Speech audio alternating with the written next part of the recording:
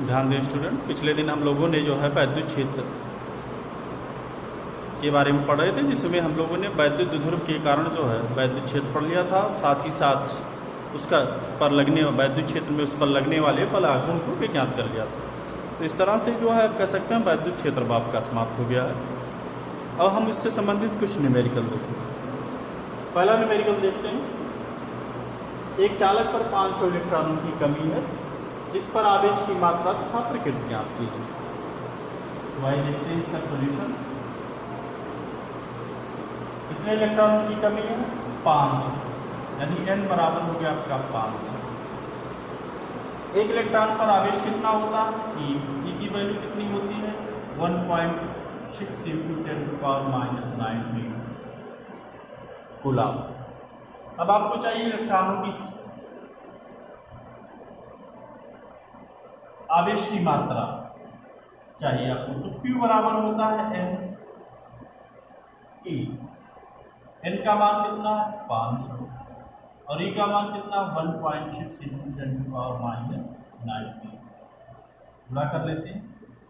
0 0 16 बनते 80, एक अंक बाद दशमलव, पूरे 10⁻⁻19 खुला, दशमलव इधर ले आते हैं, 2 इधर लाएंगे तो 2 का प्लस के साथ बढ़ेगी, यानी घट जाएगी, यानी 8.0 × 10⁻70 कूलम।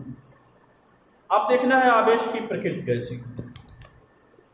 आवेश की प्रकृति इस बात पर निर्भर करती है कि इलेक्ट्रॉन की कमी हो रही है या फिर अधिकता। अब चूंकि देखिए तो इसमें क्या हो रहा है, इलेक्ट्रॉनों की कमी हो रही है। इलेक्ट्रॉनों की कमी प्रकृति बताती है कि धनावेश होगा। ऐसा आवेश होगा धनावेश, धनात्मक। दूसरा देखते हैं। 5.0 × 10⁻⁸ कूलम बिंदु आवेश से कितनी दूरी पर वैद्युत क्षेत्र की तीव्रता 450 न्यूटन प्रति कूलम होगी। अब सबसे पहले देखते हैं क्या क्या दिया गया दूसरे क्वेश्चन में। क्यों दिया? क्यू की वैल्यू क्या दी गई है? 5.0 × 10⁻⁸ कूलम।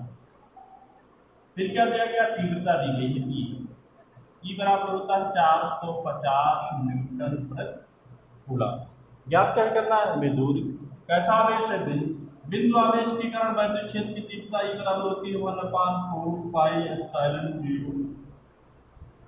Q/r²। E का मान दिया गया, रख लेते हैं 450। इसकी वैल्यू आप जानते हैं 9 × 10⁻⁹ होती है। Q का मान 5 × 10⁻⁸/r²। चाहिए क्या हमें? R। तो हम r² याद कर ले पहले। r² बराबर इधर आएगा, इधर चला जाएगा। ये बराबर हो गया 9 × 6 45। 9 में से 8 निकल गया, 10 बचा, 11 और ये इधर चला गया, ये हो गया 450। r² बराबर आ गया 1, इसलिए r बराबर आ गया √1 बराबर 1। क्योंकि ये न्यूटन प्रति कूलम में है, सब एम्पियर में, इसलिए इसका मात्रक भी उसी में है, ये आ गया। यानी कितनी दूरी पर? 1 मीटर की दूरी जो है वैद्युत क्षेत्र की तीव्रता कितनी होगी? 450 न्यूटन प्रति कूलम। अगली प्रॉब्लम देखते हैं। दो समान आवेश Q तथा Q को जोड़ने वाली रेखा के मध्य बिंदु पर एक आवेश Q रख दिया जाता है। Q का मान ज्ञात कीजिए। यदि तीनों आवेशों का निकाय संतुलन में, दो समान आवेश सपोज कर लेते हैं, एक A पर है, दूसरा B पर है। कितना आवेश है? Q। बीच की डिस्टेंस सपोज कर लेते हैं R। ये मिड पॉइंट है इसका C पर कितना आवेश रखा जा रहा है? एक आवेश Q। कह रहा है क्वेश्चन में कि आवेशों का निकाय क्या है? संतुलन की स्थिति में। यदि ये मिड पॉइंट है तो ये दूरी होगी आपकी r/2 और ये दूरी होगी r/2। अब विचार कर लेते, संतुलन में कब होगा? जैसे ये आवेश एक जैसी प्रकृति के हैं, तो निश्चित इनके बीच प्रतिकर्षण होगा। यानी कह सकते हैं ये इस पर बल लगाएगा, इसको प्रतिकर्षित करेगा। तो उस स्थिति में ये जो आवेश है वो क्या करे, इसको आकर्षित करे, तभी ये संभव है। जितना बल ये प्रतिकर्षण का लगाए उतना ही इस पर आकर्षण का लगाए। ठीक, यानी यदि ए पर बल इधर लग रहा है तो निश्चित ही क्यू पर बल किधर के द्वारा बल किधर ए पर लगाया जाए, इधर। दोनों बराबर एवं विपरीत हों और परिणामी क्या हो जाए इनका शून्य, तभी क्या हो सकता है, निकाय संतुलन की स्थिति में हो सकता है। तो लिख लेते हैं संतुलन की स्थिति।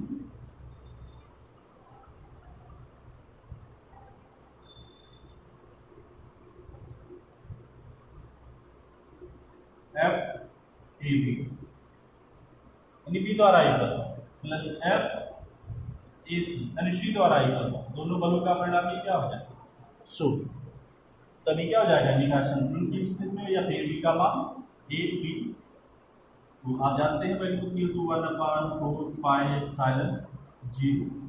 ए बी के लिए Q1 Q2, Q1 का मान Q, Q2 का मान Q2 यानी Q गुणे Q, बीच की दूरी कितनी है r square plus F A C, इसके बीच बल 1/4 पाई एप्सिलॉन 0। Q1 का मान Q, Q2 का मान कैपिटल Q और बीच की दूरी r/2 का होल स्क्वायर।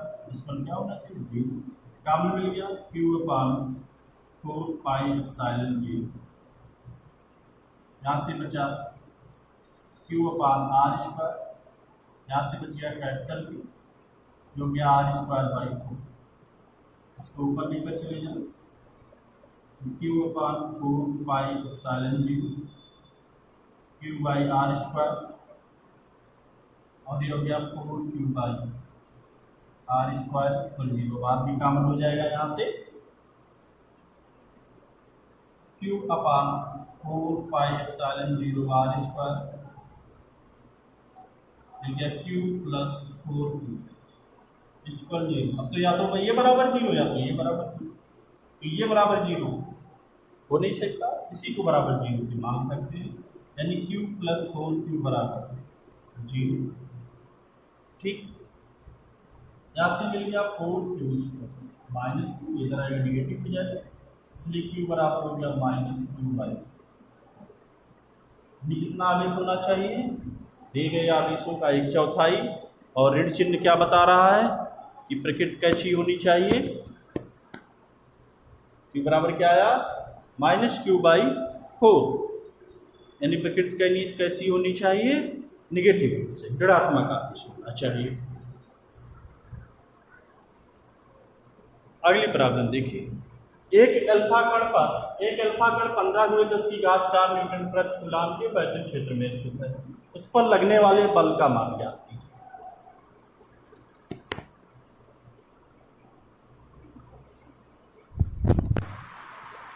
उस पर लगने वाले बल का मान ज्ञात कीजिए।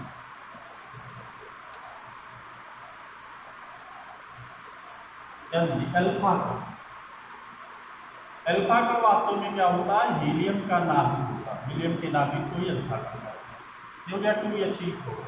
अब इसे करना क्या है, इलेक्ट्रॉन निकाल देंगे, यानी इलेक्ट्रॉन ना रह जाए, यानी इस पर आवेश कैसा आ जाए +2 आवेश, यानी कोई इलेक्ट्रॉन ना रह जाए। इलेक्ट्रॉन नहीं रह जाएगा तो इसमें बचेगा क्या, प्रोटॉन। कितने प्रोटॉन होंगे, कितने प्रोटॉन होंगे 2, तो आवेश कितना हो जाएगा 2 × 1.6 × 10⁻⁹ यानी 3.2 × 10⁻⁹ ऐसा भी बनाते हैं। और E बराबर क्या होता है, दिया गया 15 × 10⁴ न्यूटन प्रति कूलम। अब आपने पढ़ रखा फार्मूला, E बराबर क्या होता है F/Q, क्या चाहिए बल बराबर क्या हो जाएगा, किधर आ गया QE,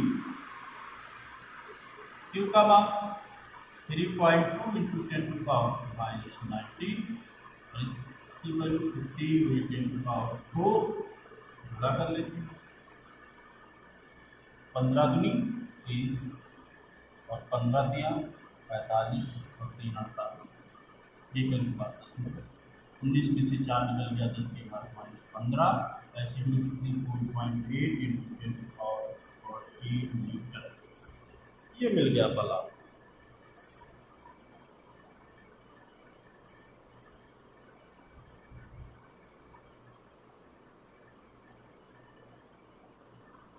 एक मिनट, -14, ना वो -14।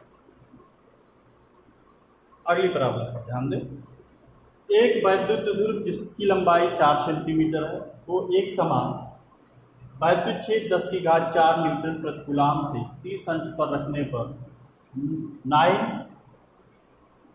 9 इंटू 10⁻² न्यूटन प्रति मीटर का बल आघूर्ण लगता है। द्विध्रुव के द्विध्रुवाघूर्ण की गणना की।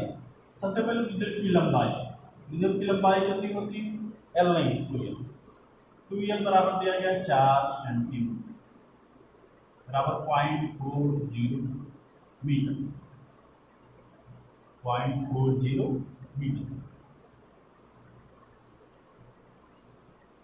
फिर वैद्युत क्षेत्र दिया गया है कि बराबर 10⁴ न्यूटन प्रति कूलम। फिर बलाघूर्ण दिया है टाउ, तो 2 = 9 × 10⁻² न्यूटन मीटर।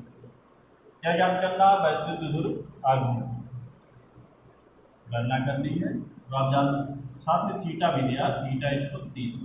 तो आप जानते हैं टाउ बराबर होता है P साइन थीटा। P का मान ज्ञात करना है, टाउ का मान दिया गया 9 × 10⁻², P का मान 10⁴ और साइन कितने 30। ये हो गया 9 × 10⁻² = P × 10⁴ और साइन 30 की वैल्यू होती है 1/2। तो इधर आ गया, इसलिए P बराबर हो जाएगा 9 × 2 होगा 1.2। चलिए इधर आ रहा, सॉरी, हो गया 2 × 9 × 10⁻², और ये इधर आ गया तो होगा 10⁴। इसका हो गया 180। ये ऊपर चला गया, निगेटिव हो जाएगा, 10⁻² और -4 -6 0.8 1.8 × 10⁻⁵ मात्रा का जाएगा कूलाम मीटर।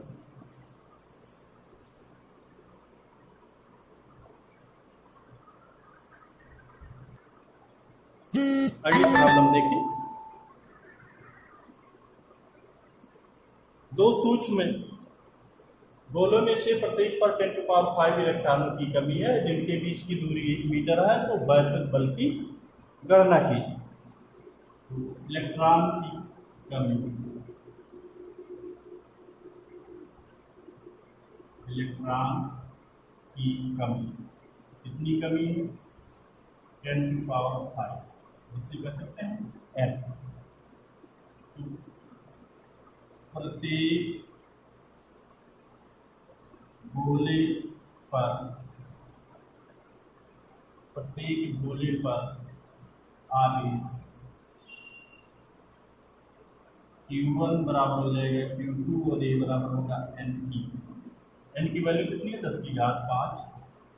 हो गया 10⁵5 और गुणे की का मान होगा 1.6 ×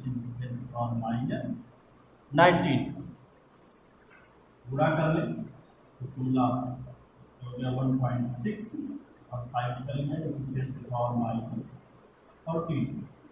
अब क्या चाहिए? बल F बराबर होता है 1/4πε0 Q1 Q2/R² मान रख देते हैं। इसका मान होता है 9 × 10⁹। एक बात छूट गई, बीच की दूरी दी गई R बराबर कितना दिया गया? 1 मीटर।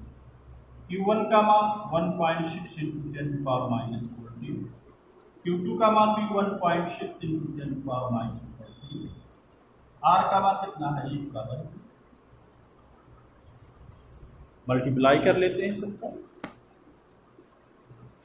16 और 16 का बर, ठीक। तो ये होता है 256, 2.56, यानी हो गया 9 × 2.56 और जुड़ गया 14 मिलकर 28 और 28 में से 9 निकल गया, यानी कि 19। अब नीचे एक का वर्ग है, इससे कोई फर्क पड़ेगा नहीं, 9 से मल्टीप्लाई कर लेते हैं, 9 6 54 की 4 और 9 5 45 और 5 9 9 दूनी 18 और 5 18 5 हो गया आपका 30, के बाद 10 के बाद -19, ये आपका 2.394 into 10 power -18। तो ये वैल्यू आ गया 2.394 into 10 to power -18 न्यूटन। तो इस तरह से आज हम लोगों ने कुछ न्यूमेरिकल हल की। अब अगले दिन से हम लोग पढ़ेंगे गाउस की प्रमेय, जिसमें आप पढ़ेंगे क्षेत्रफल वेक्टर, कोण, घनकोण, इन सब तथ्यों को अगले दिन से पढ़ा जाएगा।